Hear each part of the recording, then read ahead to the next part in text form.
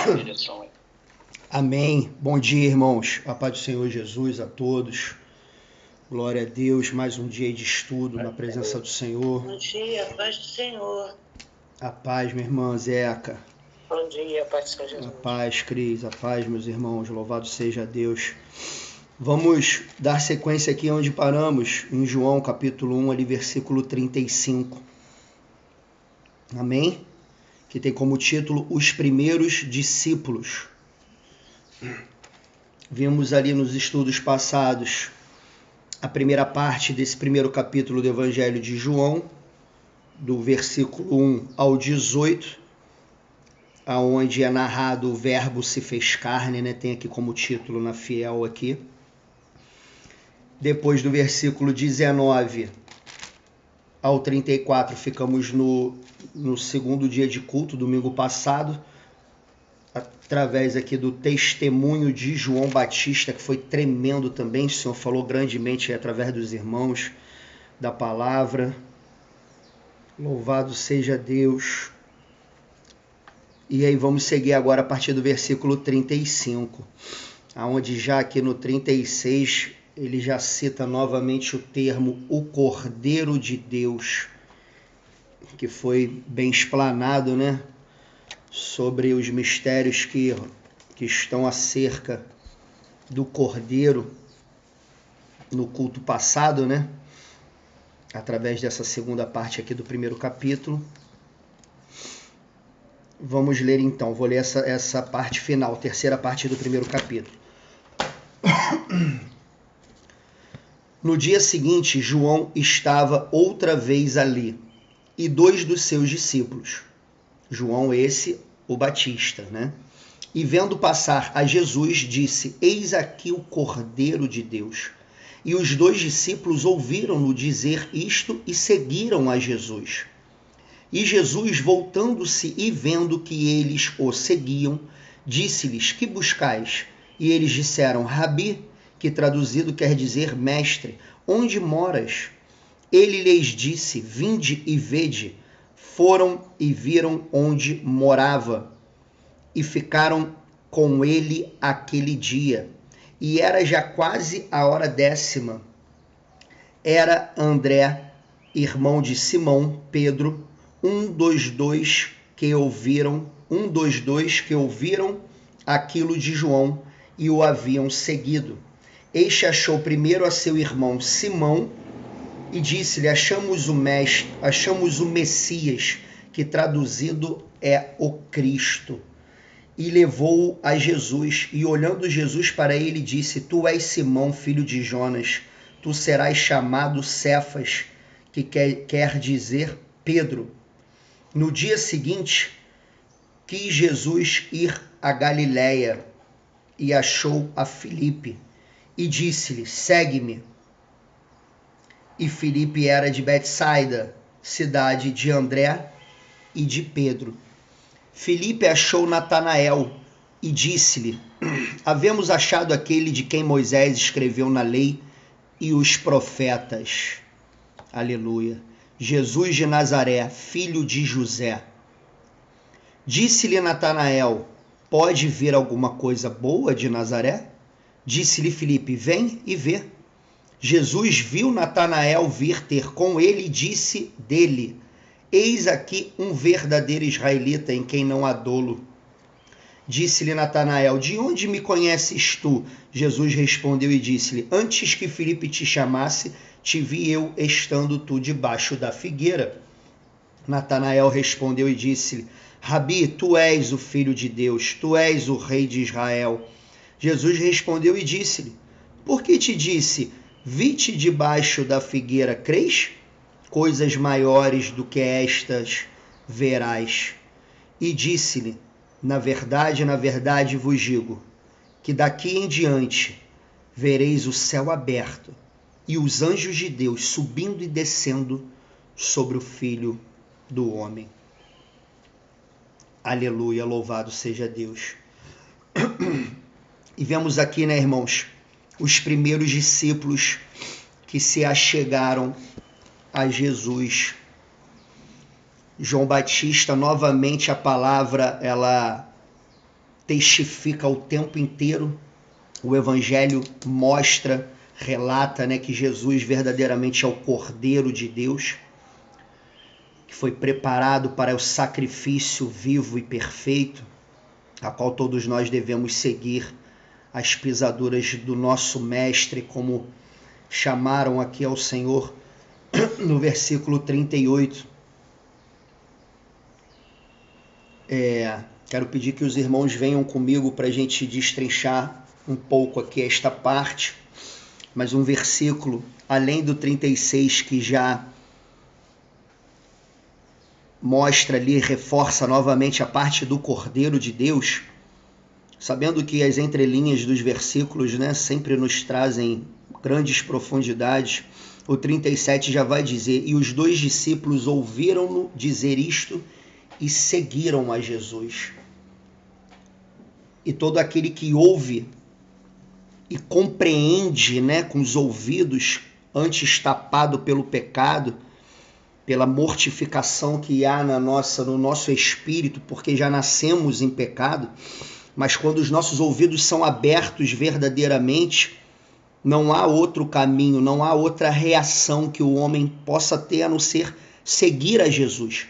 Quando ouve verdadeiramente e consegue crer com o coração, entender e compreender com o coração que ele é o Cordeiro, ou seja, ele é o caminho da propiciação da nossa redenção e da nossa salvação, não há outra reação, não é, irmãos, do que seguir verdadeiramente a Jesus. E aí Jesus falou com os 2, que eu inclusive ia perguntar para os irmãos, fazer aqui já uma pergunta, porque fala que 2 discípulos seguiram a Jesus, né? Mas fala que um era André, irmão de Simão Pedro, no versículo 40, né? No 39 eles ficaram com Jesus onde ele morava aquele dia, quase a hora 10ª. Um deles era André, irmão de Pedro, um dos 2 que ouviram aquilo de João e o haviam seguido. Quem era o outro discípulo? Os irmãos sabem? É uma pergunta que eu também não sei.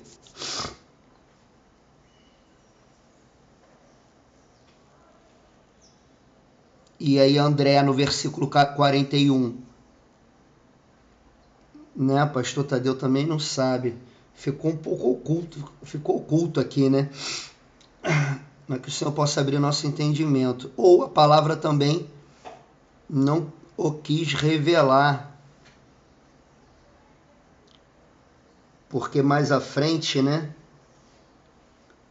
Apesar que aqui no Evangelho de João, já parte para o capítulo 2, já parte para as bodas de Canaã, no primeiro milagre de Jesus. Agora, nos outros evangelhos sinóticos, né, Mateus, Marcos e Lucas, mostra ali, né, eles vindo, então dá para ver uma cronologia. Se eu não me recordo mal, João vem junto com outro também, porque de repente esse segundo poderia ser o próprio João, né, não o Batista, mas o discípulo João.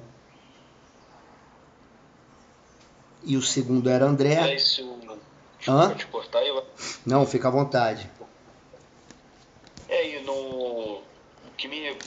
pelo pouco que me recordo aqui, não me lembro de outra passagem dos outros livros, algum narrar que algum discípulo foi até Jesus em primeiro, né? A maioria é o Senhor se chegando a eles e chamando a eles, né? O Simão é o que eu até me vejo aqui, talvez, né? Não tenho essa certeza. Pode ser o próprio Pedro, né? Isso, o próprio Pedro que fala aqui, né? E era André, irmão de Simão, aí ele entra com Simão Pedro logo depois, na sequência. É porque eu não estou aqui com a... Na Pentecostal aí, deve ter a referência. Deixa eu abrir aqui, onde é que está ali em Mateus também que fala sobre isso. Deixa eu abrir aqui rapidamente.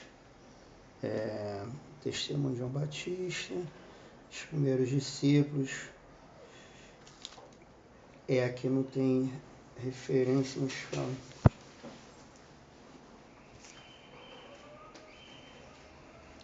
Aqui não tem referência.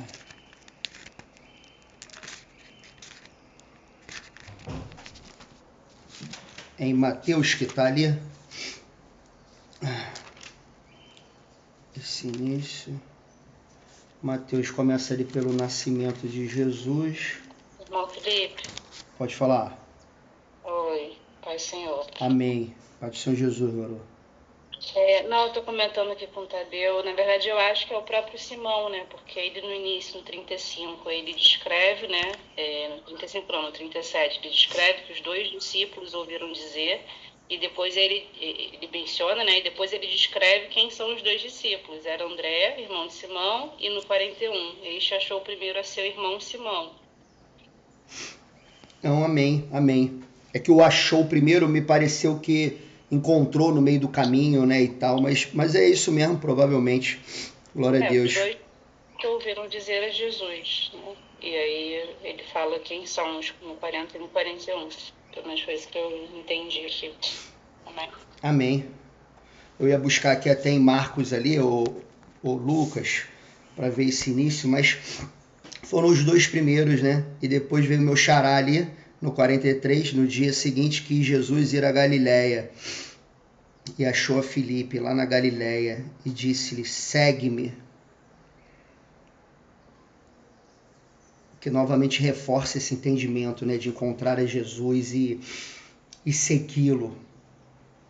E Filipe era de Betsaida, cidade de André e Pedro, né? Então aqui já são 3 discípulos. Filipe achou Natanael, 4º discípulo, e disse-lhe, havemos achado aquele de quem Moisés escreveu na lei e os profetas, testificando novamente que o Senhor Jesus é o Messias, narrado em todo o Antigo Testamento, em toda a lei, nos profetas grandes e pequenos.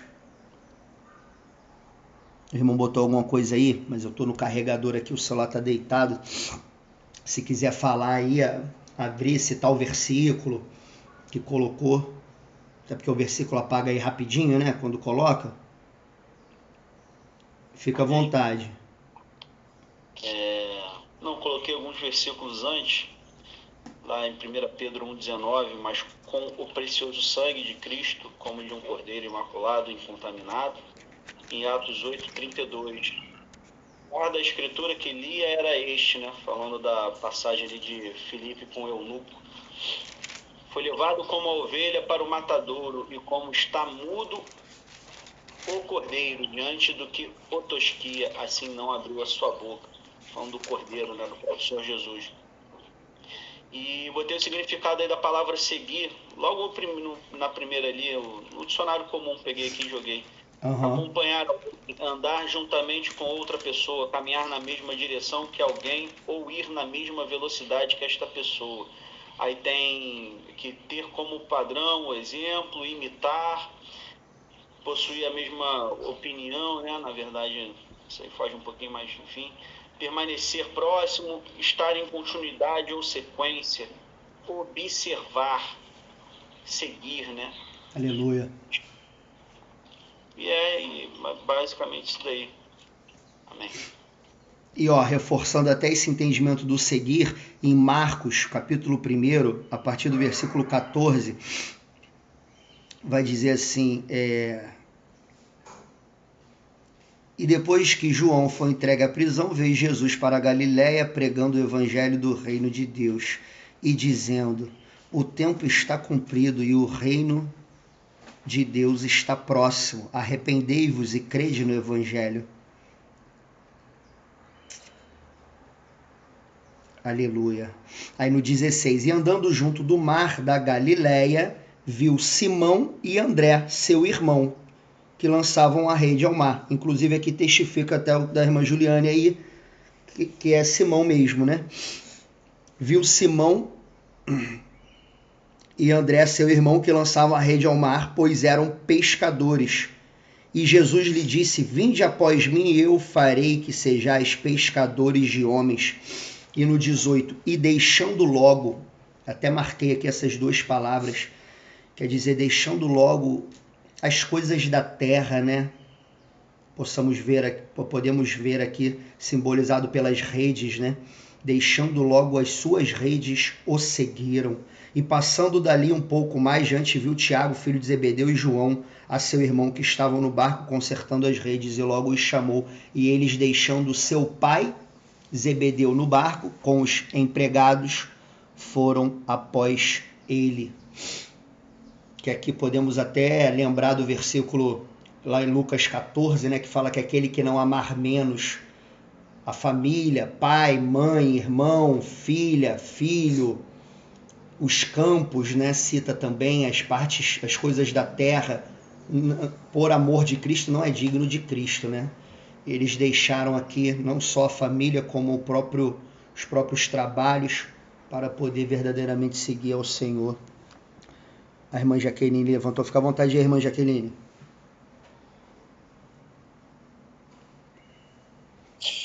Amém. Também, né? Uma só carne. É isso aí. Glória a Deus.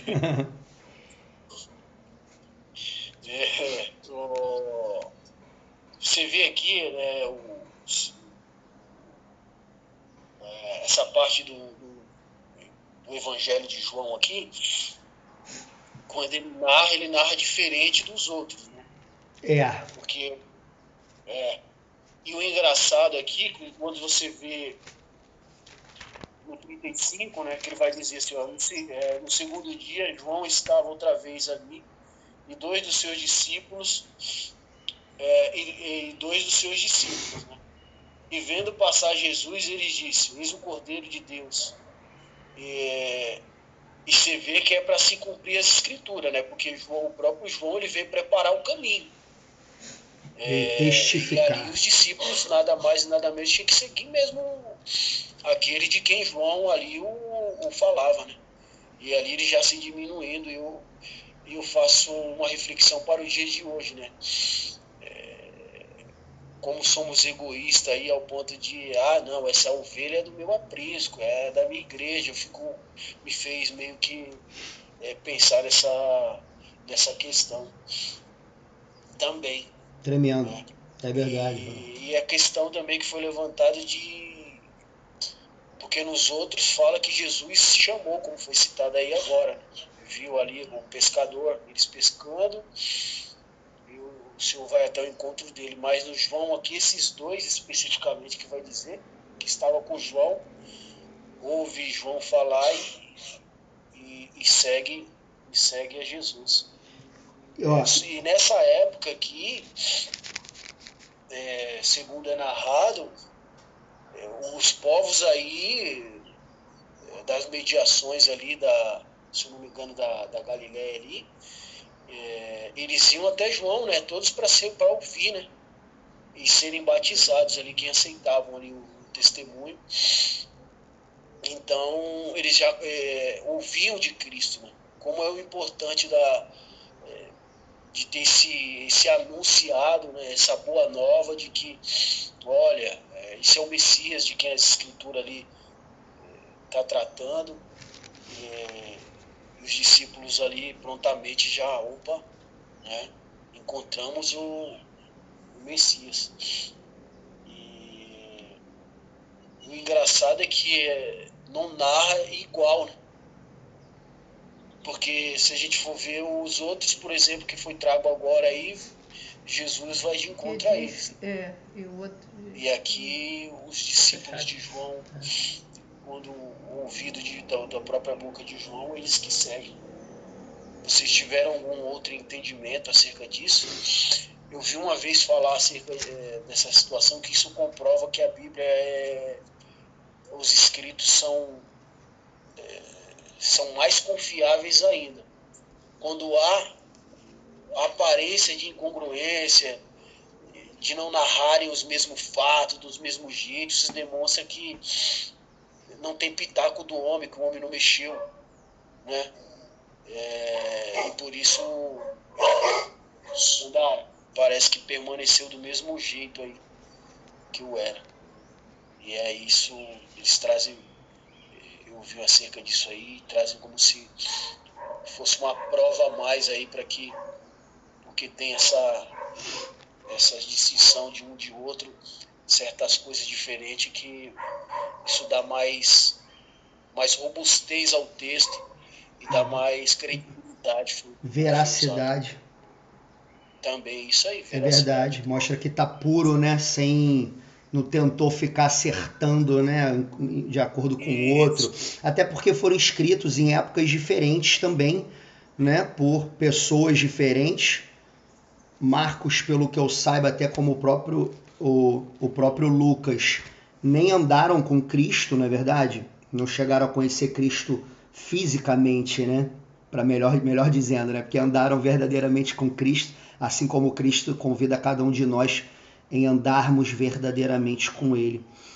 E acrescentando nesse parecer aí, irmão, o Senhor, ele, ao longo assim dos exames, né, na palavra, o Senhor me trazia sempre na mente que isso é...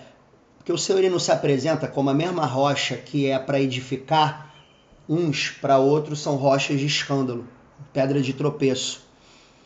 Então, dentro de uma soberania perfeita do Senhor, que sonda os corações de cada um, que dá a cada um conforme o próprio caminho, dentro de algo muito tremendo e muito além da nossa compreensão, o Senhor permite e não permite isso virar uma pedra de tropeço, porque essa aparente aí contradição, vamos dizer assim, né, que um aqui está em João, tá André e Pedro, depois Natanael, aí em Marcos aqui fala Tiago e João, né, como o irmão estava aí comentando.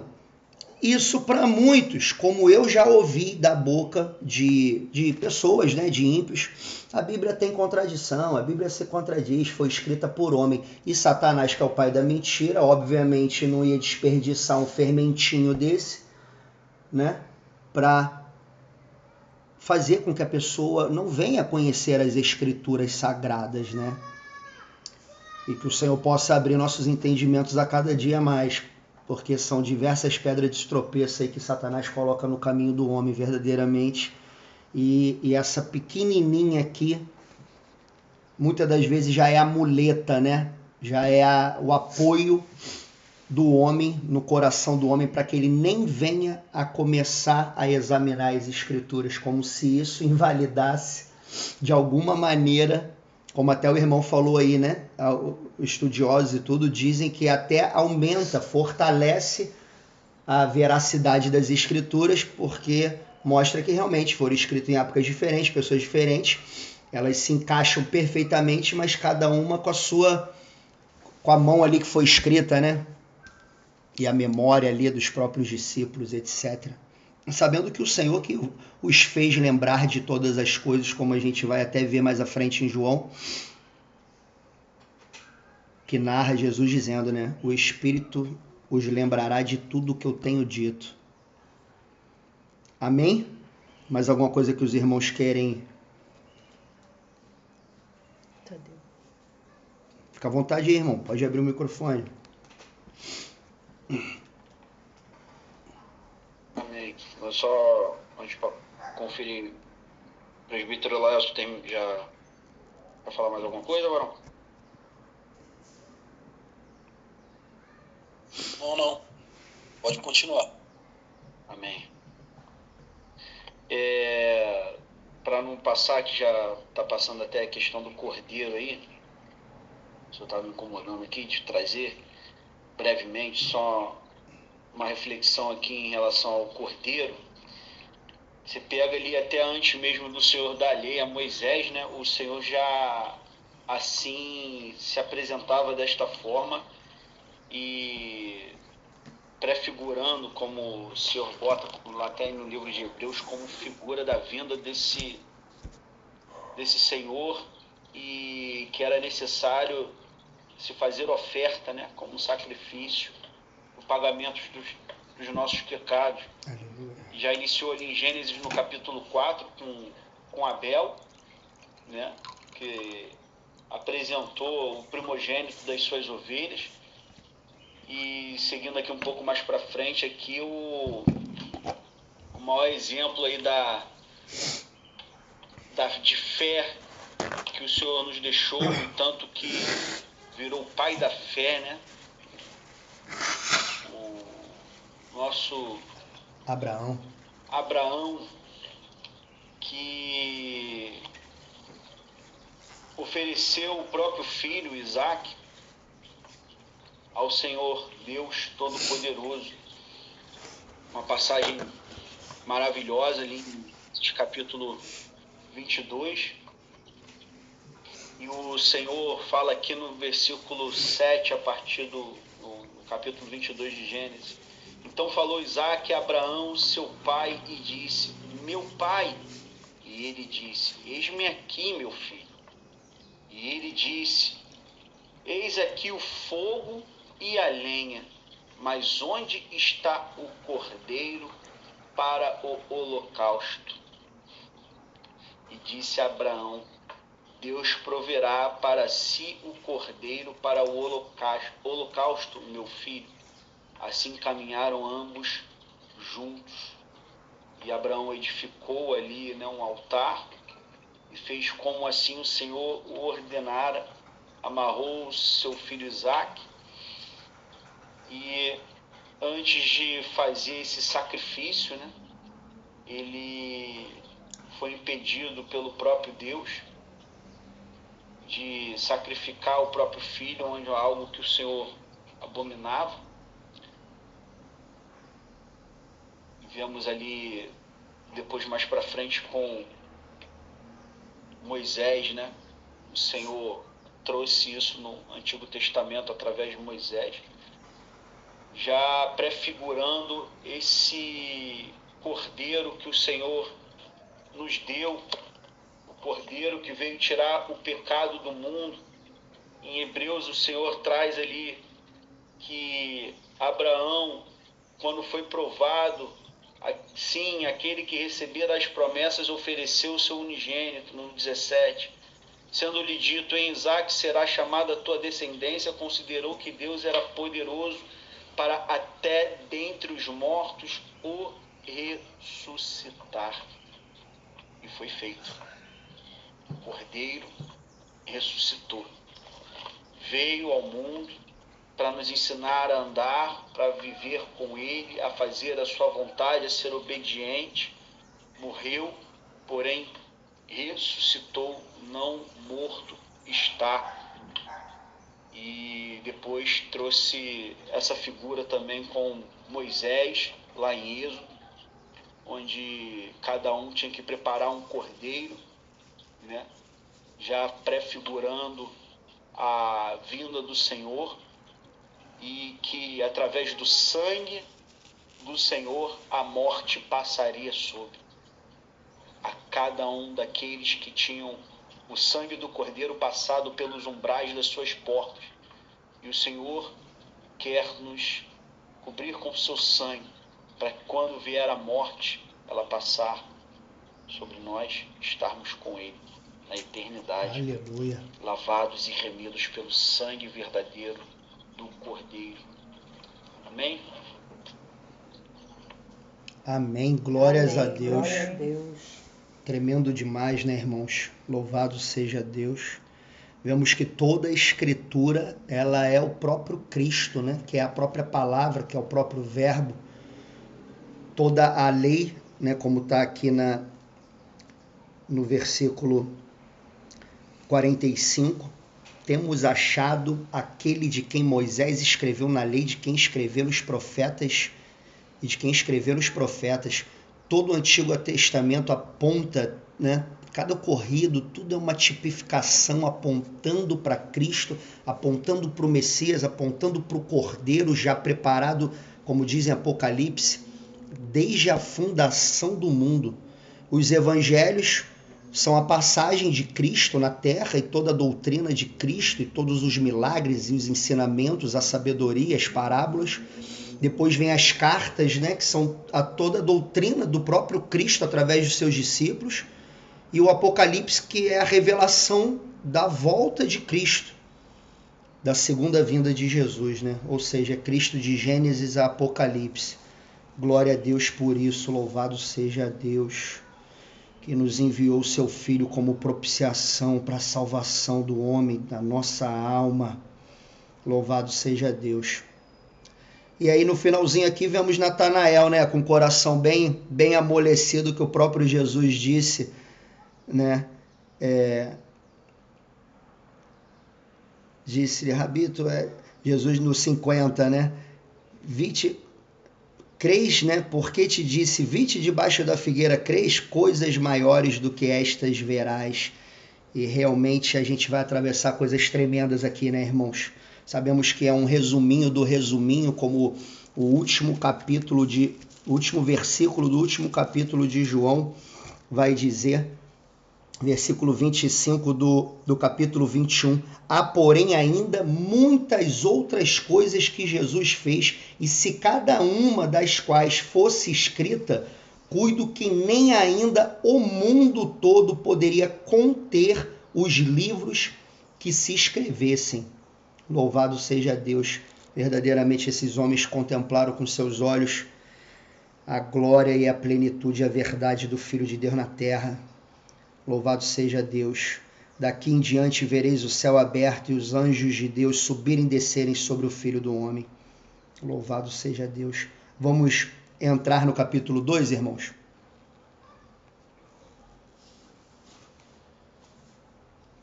Amém? Amém. Amém. Perdão aí, varão, só... Amém. Fica à vontade. Só que... Vamos deixar passar. Amém. Em Gênesis, Apocalipse, né? O Cordeiro. A passagem aqui que o Senhor me fez lembrar aqui em Apocalipse 5. Quando... Lê ali desde o primeiro versículo 1, para ter um melhor entendimento. E vi na destra do que estava sentado sobre o trono um livro, escrito por dentro e por fora, selado com 7 selos. E vi um anjo forte, bradando com grande voz: quem é digno de abrir o livro e desatar os seus selos? E ninguém no céu, nem na terra, nem debaixo da terra podia abrir o livro, nem olhar para ele. E eu chorava muito, porque ninguém fora achado digno de abrir o livro, nem de ler, nem de olhar para ele. A Igreja Católica poderia falar que Maria talvez pudesse, né? Mas a palavra diz que ninguém pôde, né? E disse-me um dos anciãos: não chores, eis aqui o leão da tribo de Judá, a raiz de Davi, que venceu para abrir o livro e desatar os seus 7 selos. E olhei, e eis que estava no meio do trono e dos 4 animais viventes, e entre os anciãos um cordeiro, como havendo sido morto, e tinha 7 chifres e 7 olhos, que são os 7 Espíritos de Deus enviados a toda a terra.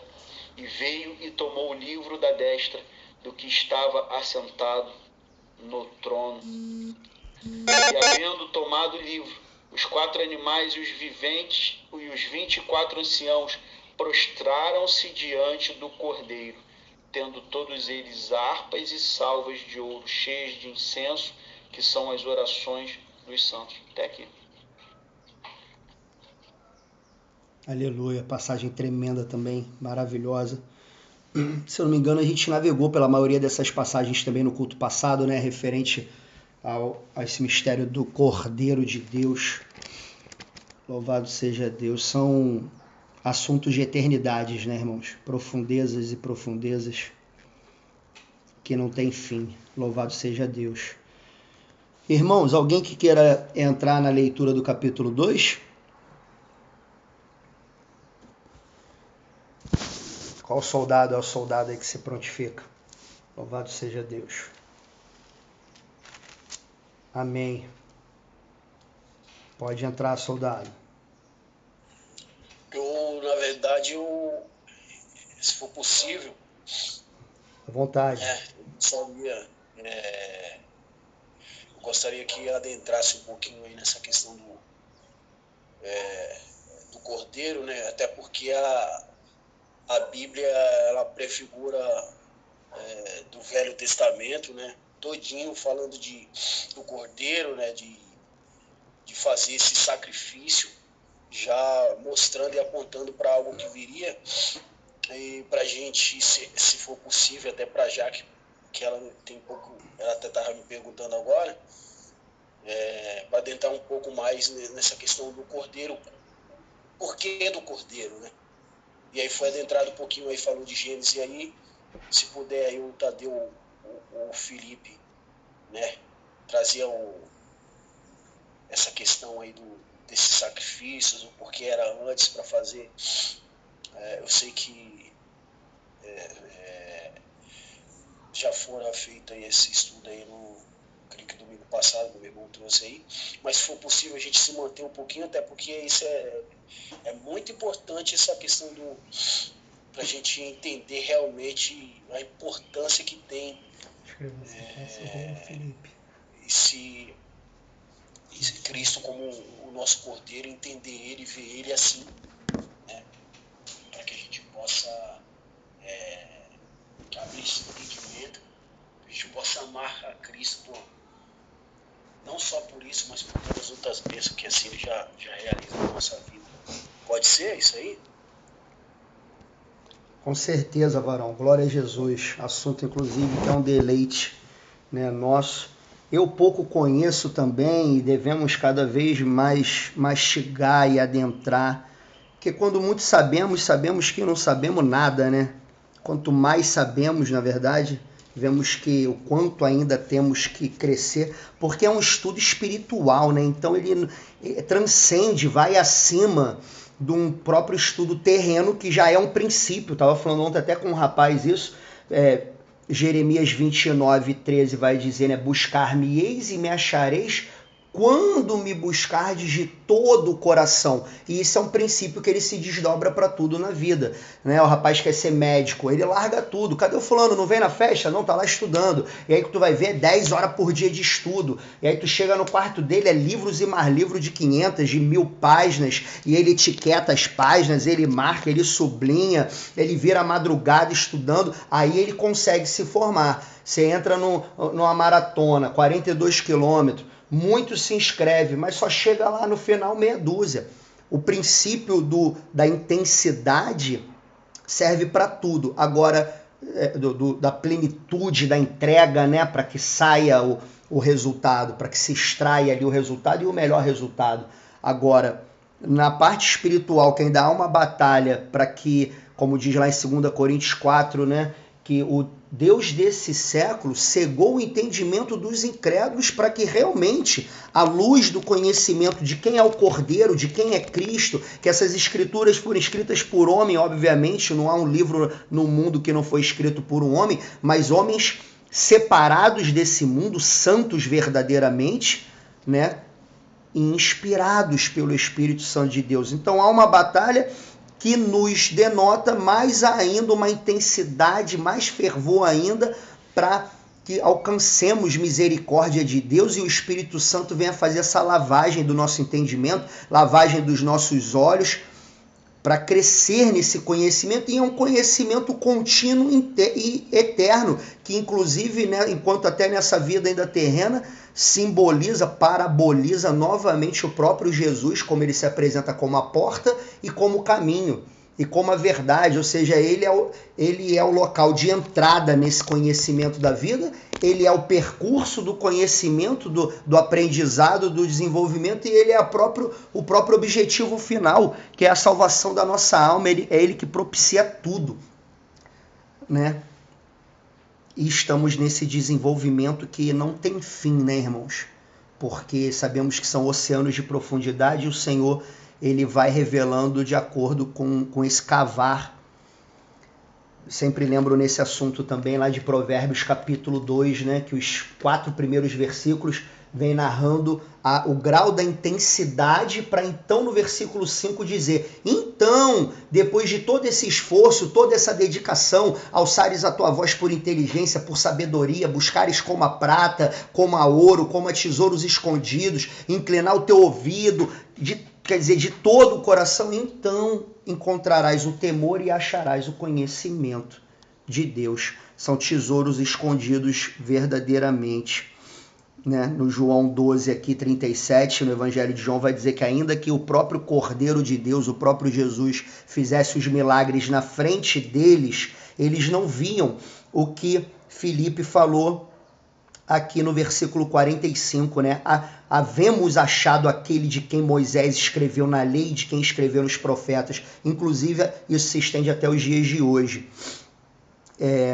Mas aí na parte do Cordeiro, viu que o pastor Tadeu já escreveu ali na mensagem, passou para mim, né? A responsabilidade. Mas ele não vai fugir não, né? Nem os irmãos. Cada um aqui contribua com a sua parte. Aí, ó, pastor Tadeu que é rápido. Já jogou aí nos versículos. Vou abrir aqui a mensagem para poder ler. O Cordeiro de... Isso aí é a nota explicativa do versículo na Pentecostal. Na Pentecostal. Não fala muita coisa não, mas estão no norte. 1:29, isso aí. Fala assim a nota, irmãos. Jesus é o Cordeiro provido por Deus para ser sacrificado em lugar dos pecadores. E aí cita algumas referências. Tem inclusive um estudo aqui chamado A Páscoa. Nós chegamos a fazer alguns estudos na época lá, um pouco após ali a pandemia, com o... Não, a Páscoa a gente não fez não, mas fizemos alguns, né, com o pastor Renê. E aí fala assim, pela sua morte Jesus fez plena provisão para a remoção da culpa e do poder do pecado e abriu o caminho para Deus a todos neste mundo.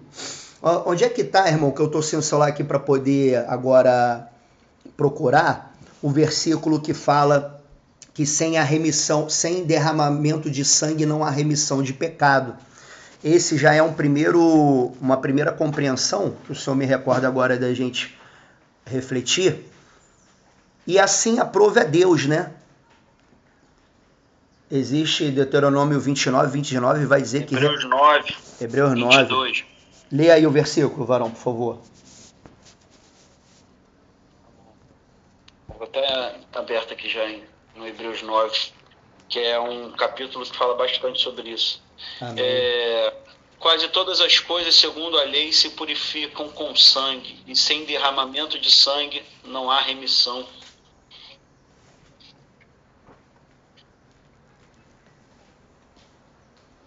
É o 9, qual versículo?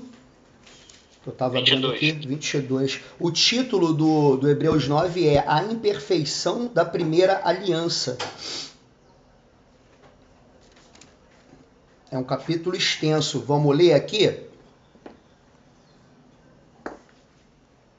Amém. Quer que eu leia? Pode ler, vai trazer um entendimento aí bem legal. Só para um resumo assim, para reforçar, principalmente para a irmã Jaqueline e demais irmãos que têm um pouco menos de compreensão sobre essa revelação do Cordeiro. O Cordeiro é um animal que foi colocado em lugar, como expiação, em lugar do pecado, da culpa do pecado do próprio homem. Só que o próprio Hebreus 9 aqui está dizendo no título a imperfeição da primeira aliança. Por quê? Porque ele não era um sacrifício perfeito.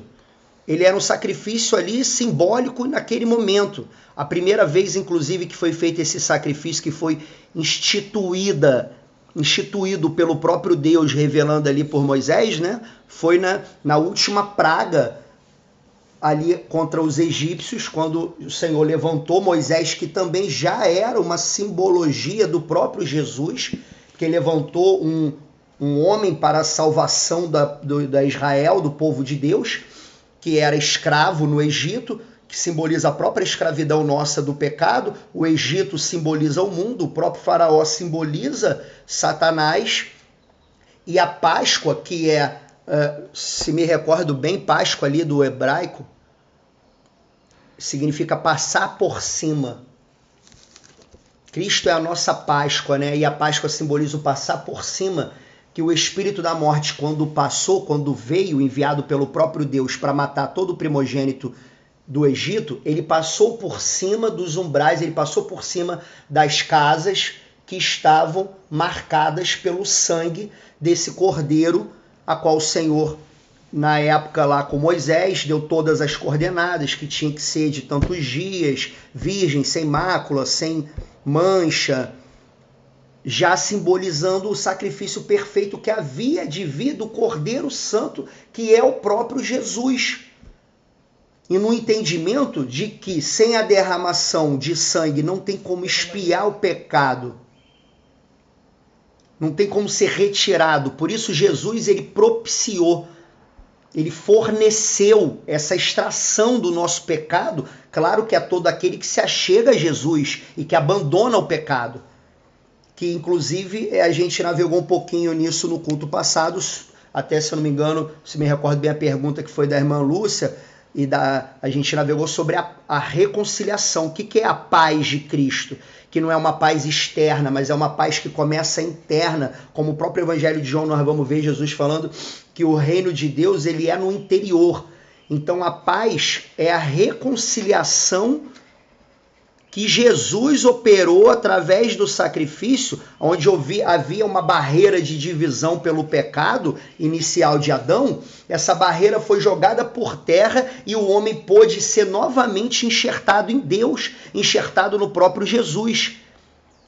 Foi aberto novamente o acesso do homem para a salvação da sua alma, para ele se reconciliar com Deus. Em 2 Coríntios 5, ali do 18 ao 20, nós lemos no culto passado, vai dizer exatamente esse termo. Jesus estava operando o ministério da reconciliação, reconciliando o homem com Deus através do sacrifício dele mesmo, que ele entregou voluntariamente a sua vida, a qual nenhum outro sacrifício poderia ser suficiente. Nenhuma obra de homem, nenhum esforço, nenhum cumprimento de lei, né? Eu não mato, eu não roubo, até porque o pecado ele habita no coração do homem. Por isso a necessidade dessa circuncisão no coração. Louvado seja Deus. Pode ler, irmão, o capítulo 9.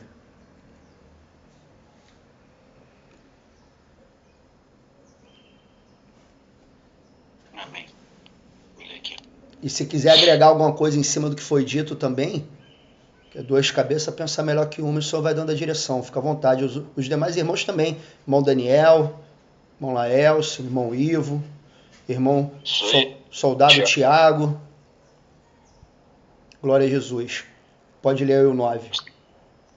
Hebreus 9. Até tinha algo aqui, mas a pequena Manuela veio falar aqui no meu ouvido que eu não... Tirou um pouco da ligação aqui. Ora, também a primeira, Hebreus capítulo 9, versículo 1, irmãos.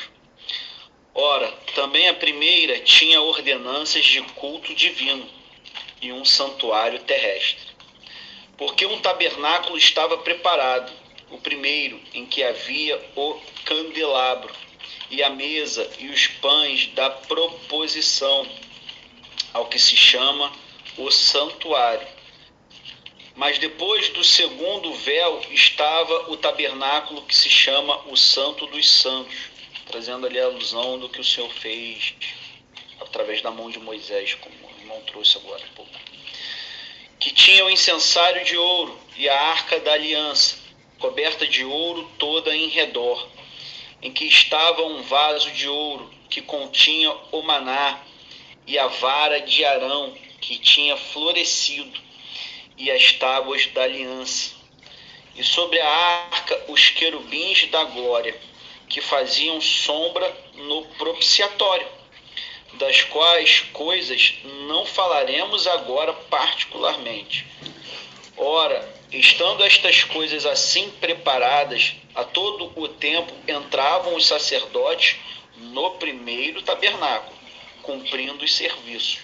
Mas no segundo, só o sumo sacerdote, uma vez no ano, não sem sangue, que oferecia por si mesmo e pelos pecados, por ignorância do povo, falta de entendimento do povo, dando nisto a entender o Espírito Santo que ainda o caminho do santuário não estava descoberto enquanto se conservava em pé o primeiro tabernáculo, que é uma alegoria para o tempo presente, em que se oferecem dons e sacrifícios que, quanto à consciência, não podem aperfeiçoar aquele que faz o serviço, consistindo somente em comidas e bebidas e várias abluções e justificações da carne,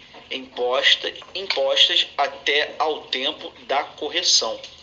Mas, vindo Cristo, o sumo sacerdote dos bens futuros, por um maior e mais perfeito tabernáculo, não feito por mãos, isto é, não desta criação, nem por sangue de bodes e bezerros, mas por seu próprio sangue entrou uma vez no santuário, havendo efetuado uma eterna redenção. Aleluia!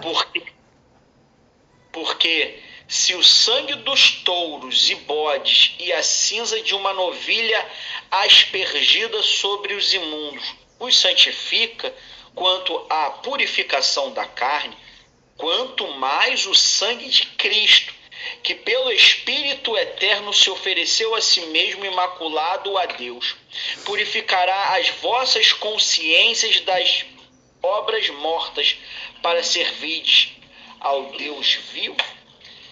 E por isso é mediador de um novo testamento, para que, intervindo a morte para a remissão das transgressões que havia debaixo do primeiro testamento, os chamados recebam a promessa da herança eterna. Porque onde há testamento, é necessário que intervenha a morte do testador. Porque um testamento tem força onde houve morte, ou terá ele algum valor enquanto o testador vive? Porque só haverá herança, só podemos adquirir uma herança, isso terrenamente falando até, quando o nosso pai, a nossa mãe ou algum ente, algum familiar próximo morre e não tem herdeiros próximos, né? Ou somos os herdeiros mais próximos. Esse bem material só fica em nossa posse, só seremos verdadeiramente donos daquilo quando essa pessoa morre. Vivemos até muitas vezes pessoas que tiram a vida das outras pessoas para querer ficar, né, com os seus bens. Só que aí trazendo aqui para o espiritual, para que o Senhor venha nos dar entendimento, o Senhor Jesus, ele precisou morrer para que nós tivéssemos o acesso a esta redenção. É através do seu sangue que os nossos pecados são apagados. Mas como já foi falado, não é aceitei a Jesus, o Senhor iniciou uma obra, ou até mesmo fui batizado nas águas e frequento cultos, que nós já estamos salvos por Cristo. Eu preciso receber essa expiação verdadeiramente em meu coração e o Senhor aplicar essa circuncisão no nosso coração, retirar esse véu a qual foi rasgado pelo próprio Deus, que tinha uma separação que somente o sumo sacerdote poderia adentrar no Santo dos Santos e ter acesso a Deus. Hoje, esse acesso está aberto a todos nós que recebemos ao Senhor, que fomos purificados e estamos sendo todos os dias purificados pelo sangue do Senhor, apagando os nossos pecados, clamando a esse Deus que venha nos limpar todos os dias das impurezas que brotam em nossos corações diariamente, para que Ele venha viver conosco, em nós, não mais em templo feito por mãos de homens no tabernáculo, feito por cortinas,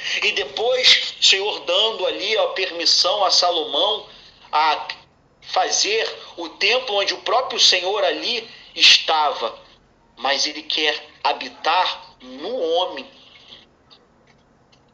O selo da sua redenção, da sua promessa, Ele quer selar o homem, habitar na vida do homem, para que quando Ele voltar, nós venhamos a ressuscitar e o nosso corpo corruptível se transformar num corpo incorruptível, sermos transformados. Mas para sermos transformados para a redenção, para a glória de Cristo, ele precisa realizar essa transformação aqui e agora, nessa vida, nessa terra. E vivermos não mais na carne, no corpo natural, regidos pela nossa natureza e pelas trevas, sendo governado pelos nossos deleites, pelos nossos prazeres e por Satanás, porque vimos no culto passado,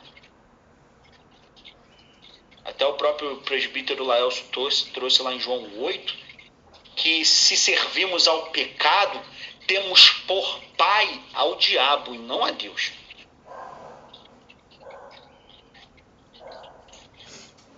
Então não servimos ao Senhor, servimos a Satanás.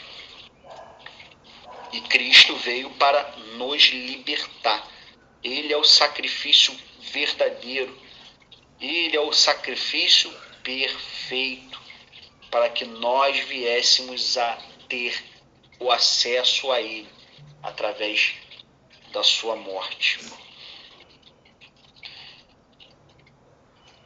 Por isso também o primeiro não foi consagrado sem sangue, porque havendo Moisés anunciado a todo o povo todos os mandamentos segundo a lei, tomou o sangue dos bezerros e dos bodes, com água, lã, purpúrea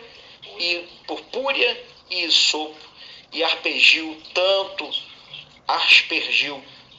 o mesmo livro como todo o povo. A aspersão, irmãos, é como se fosse borrifar, né? Como, por exemplo, vamos passar uma roupa, pegamos aquela borrifador e jogamos a água sobre a roupa para ela ficar melhor, para que venhamos a passar, não ficar com as marcas, né? Retirar todas as marcas. Mais ou menos isso, essa aspersão, né? Você borrifar o líquido ali em cima de algo, né? E aqui está trazendo o sangue. Oi? Respingar isso. Tem o entendimento de derramar também. O aspergir é o derramar, né? O derramamento ali do sangue. Isso. Que inclusive já simboliza a nossa própria vida. Nós não temos que ser um sacrifício vivo, santo e agradável, como diz lá em Romanos 12.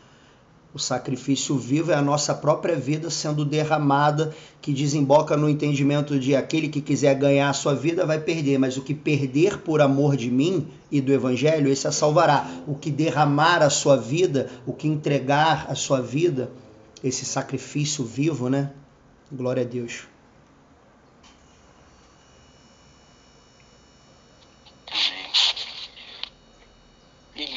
Dizendo, este é o sangue do testamento que Deus vos tem mandado. E semelhantemente aspergiu com sangue o tabernáculo e todos os vasos do ministério. E quase todas as coisas, segundo a lei, se purificam com sangue. E sem derramamento de sangue não há remissão. De sorte que era bem necessário que as figuras das coisas que estão no céu assim se purificassem, mas as próprias coisas celestiais com sacrifícios melhores do que estes. Porque Cristo não entrou num santuário feito por mãos, figura do verdadeiro, porém no mesmo céu, para agora comparecer por nós perante a face de Deus. Nem também para si mesmo se oferecer por muitas vezes, como o sumo sacerdote cada ano entra no santuário com sangue alheio. De outra maneira, necessário lhe fora padecer muitas vezes desde a fundação do mundo. Mas agora, na consumação dos séculos, uma vez se manifestou para aniquilar o pecado pelo sacrifício de si mesmo, para aniquilar, para remover o pecado pelo sacrifício de si mesmo. E como aos homens está ordenado morrerem uma só vez, vindo depois disso o juízo, assim também Cristo, oferecendo uma vez para elevar os pecados de muitos, aparecerá a segunda vez, sem pecado, aos que o esperam para a salvação. Tendo, pois, irmãos, ousadia para entrar no santuário pelo sangue de Jesus, pelo novo e vivo caminho que ele nos consagrou, pelo véu, isto é, pela sua carne, e tendo um grande sacerdote sobre a casa de Deus, cheguemos-nos com verdadeiro coração em inteira certeza de fé, tendo os corações purificados da má consciência e o corpo lavado com água limpa, retenhamos firmes a confissão da nossa esperança, porque fiel é o que prometeu. Hebreus 10, 19, 23. Eu ia perguntar isso. A partir do 19, essa segunda leitura que você fez. Isso. Você pulou do final do 9 para o 10, 19. Isso. Aleluia. Tendo, pois, irmãos, ousadia para entrar no santuário pelo sangue de Jesus, pelo novo e vivo caminho. Tremendo. Termina de explanar isso, pastor Tadeu.